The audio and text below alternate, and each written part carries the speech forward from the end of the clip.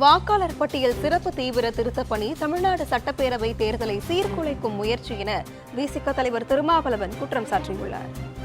திருமாவளவன் வெளியிட்டுள்ள அறிக்கையில், பீகார் மாநிலத்தில் மேற்கொள்ளப்பட்ட வாக்காளர் பட்டியல் திருத்தத்தில் ஏற்பட்ட குளறுபடிகள் குறித்து தேர்தல் ஆணையம் தற்போது வரை விளக்கம் அளிக்கவில்லை எனவும், கர்நாடக மாநிலம் ஆலந்து தொகுதியில் 6000க்கும் மிகுதியான வாக்காளர்களின் பெயர்கள் வாக்காளர் பட்டியலிலிருந்து நீக்கப்பட்டுள்ளதாகவும் கூறியுள்ளார். இது தொடர்பான விசாரணை நிலுவையில் இருக்கும் போதே பீகார் தேர்தலை தேர்தல் ஆணையம் தன்னிச்சையாக அறிவித்துவிட்டதாக குற்றம் சாட்டியுள்ள திருமாவளவன், இது இந்திய மக்களாட்சியின் அடித்தளமாக இருக்கின்ற தேர்தல் நடைமுறைகளை சீர்குலைப்பதற்கு தேர்தல் ஆணையமே துணை போகிறது என்பதை காட்டுவதாக கடிந்துரைத்துள்ளார்.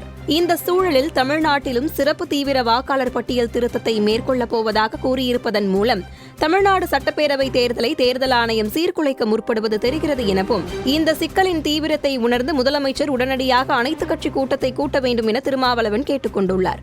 மேலும் சிறப்பு தீவிர வாக்காளர் பட்டியல் திருத்தம் தொடர்பான வழக்கு முடியும் வரை தமிழ்நாட்டில் சிறப்பு தீவிர வாக்காளர் பட்டியல் திருத்த நடவடிக்கையை நிறுத்தி வைக்குமாறு இந்திய தேர்தல் ஆணையத்தை திருமாவளவன் வலியுறுத்தியுள்ளார்.